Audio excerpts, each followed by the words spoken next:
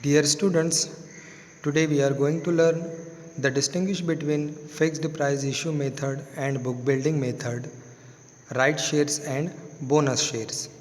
Last lecture में हमने initial public offer और फर्दर पब्लिक ऑफ़र का डिस्टिंग्विश कंप्लीट किया था। आज हमको ये दोनों डिस्टिंग्विश देखना है।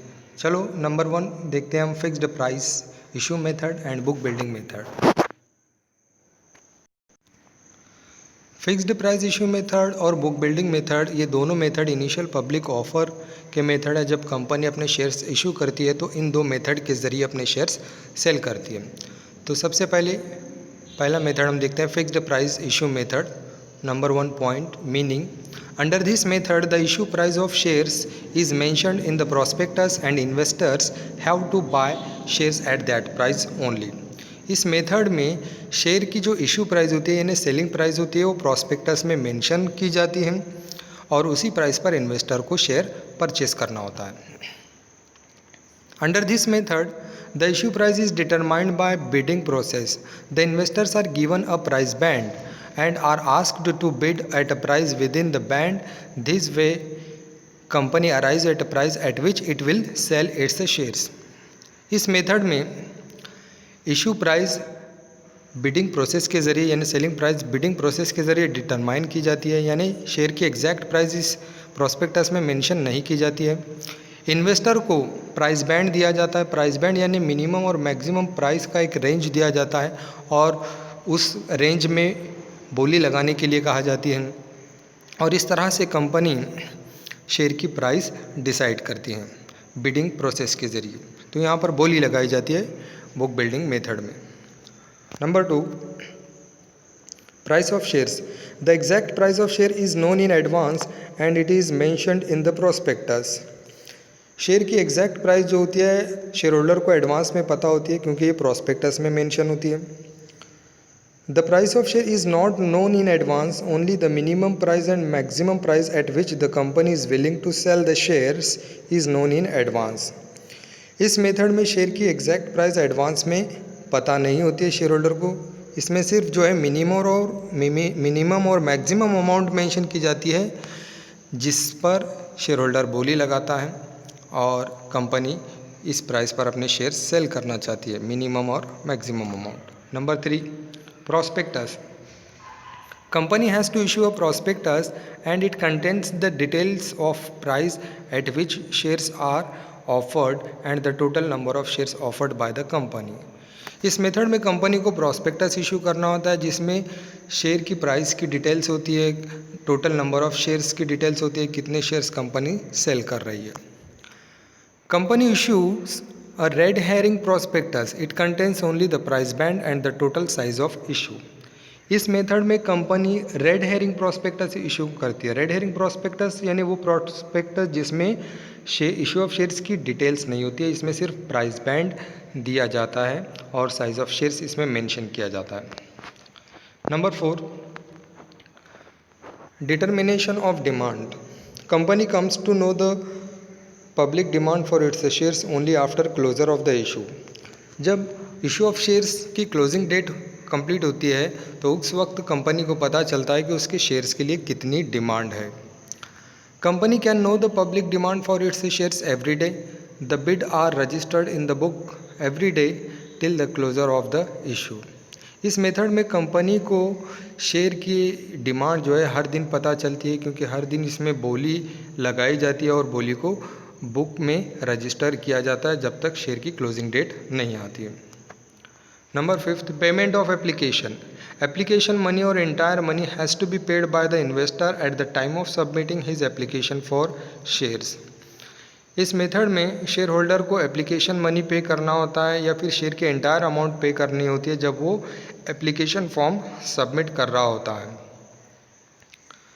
Only application money has to be paid at the time of bidding. Money will be collected only after the issue price has been fixed.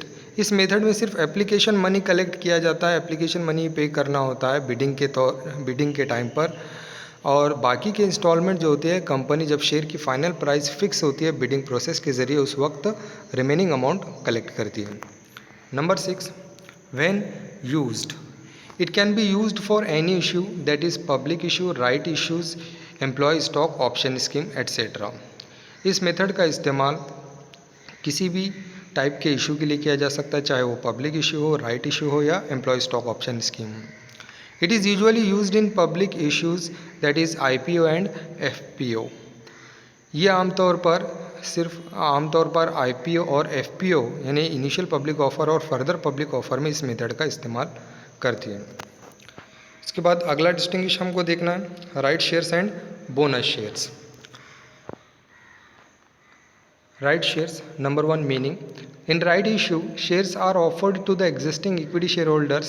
That is, company offers the shareholder the first option to buy the shares of the company. Right issue में company अपने share cell करती है। जब fresh share cell करती है company, तो उस वक्त कंपनी को ये राइट सबसे पहले अपने एग्जिस्टिंग इक्विटी शेयर होल्डर्स को देना होता है। तो राइट इशू में एग्जिस्टिंग इक्विटी शेयर होल्डर्स को शेयर्स ऑफर किए जाते हैं, इनको पहला ऑप्शन दिया जाता है। Bonus shares are issued to the existing equity share holders free of cost. Bonus shares भी एग्जिस्टिंग इक्विटी शेयर होल्डर्स को दिए जाते हैं और फ्री ऑफ कॉस्ट बोलकर दिए जाते हैं, यानी फ्री में ये शेयर्स दिए जाते हैं। बोनस शेयर्स एक्चुअली में फ्री शेयर्स होते हैं। जब कंपनी को प्रॉफिट होता है तो कंपनी अपने शेयर होल्डर्स को रिवार्ड्स के तौर पर जो है extra shares free of cost देती है। Number 2, payment. Subscribers have to pay for the right shares, company only gives them a right to buy this shares. जो भी सब्सक्राइबर होते हैं यानी शेयर परचेस करने वाले होते हैं, उनको इन शेयर्स का पेमेंट करना होता है, क्योंकि यहाँ पर कंपनी सिर्फ इनको इन शेयर्स को परचेस करने का राइट दे रही है, फ्री में शेयर्स नहीं दे रही है, इसलिए इनको पेमेंट करना होता है। Bonus shares are issued free of cost to the share holders. Bonus shares ये फ्री ऑफ कॉस्ट दिए जाते हैं शेयर होल्डर्स को, इसमें यहाँ पर इनको कोई पेमेंट करने की ज़रूरत नहीं होती है।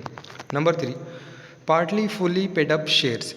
Shareholders have to pay for these shares as application money, allotment money, call money, etc. till the full money on share is paid up.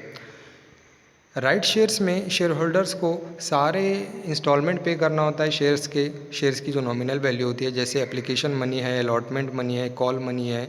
जब तक सारे इंस्टॉलमेंट का पेमेंट नहीं होता है, जब तक शेयर्स फुली पेड अप नहीं होते, सारे पेमेंट करने होते हैं। Bonus shares are fully paid up shares, so no money has to be paid by the share holders to the company.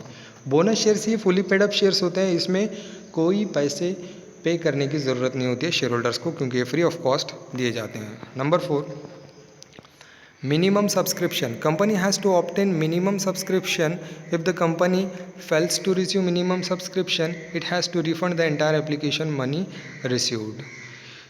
तो राइट इशू में कंपनी को मिनिमम सब्सक्रिप्शन कलेक्ट करना होता है, जो कंपनी प्रोस्पेक्टस में मेंशन करती है। मिनिमम सब्सक्रिप्शन यानी मिनिमम अमाउंट ऑन शेयर्स, ये प्रोस्पेक्टस में मेंशन होती है और उतनी अमाउंट शेयर इशू करने के बाद कलेक्ट होना चाहिए। अगर नहीं होती है तो कंपनी को जितने भी एप्लीकेशन मनी आया वो सारे रिफंड करना होता है। There is no minimum subscription to be collected as bonus shares are issued free of cost by the company.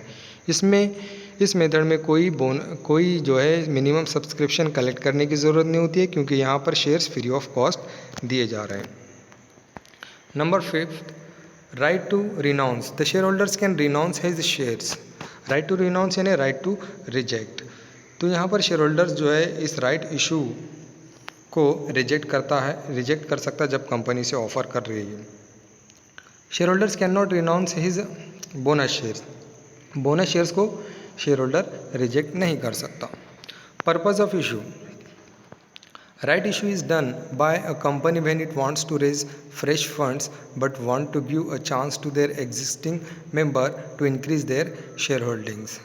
Right issue का मकसद क्या होता है? जब कंपनी को फ्रेश कैपिटल कलेक्ट करना होता है और कंपनी ये चांस जो है कैपिटल कलेक्ट करने का अपने एग्जिस्टिंग शेयर होल्डर्स को देती है इन शेयर्स को परचेस करने का right. When company has accumulated huge profit or reserve and company wants to reward its existing equity shareholders, company issues bonus shares। तो कंपनी बोनस शेयर्स क्यों इशू करती है? जब कंपनी के पास एक्यूमुलेटेड प्रॉफिट होता है, रिजर्व होता है, कंपनी की सेविंग होती है, एक्स्ट्रा प्रॉफिट होता है, तो कंपनी अपने शेयर होल्डर्स को रिवार्ड देने के लिए बोनस शेयर्स इशू करती है। तो आज हमने ये दोनों डिस्टिंग्विश कंप्लीट किए। Thanks for watching. Like, share and subscribe the video.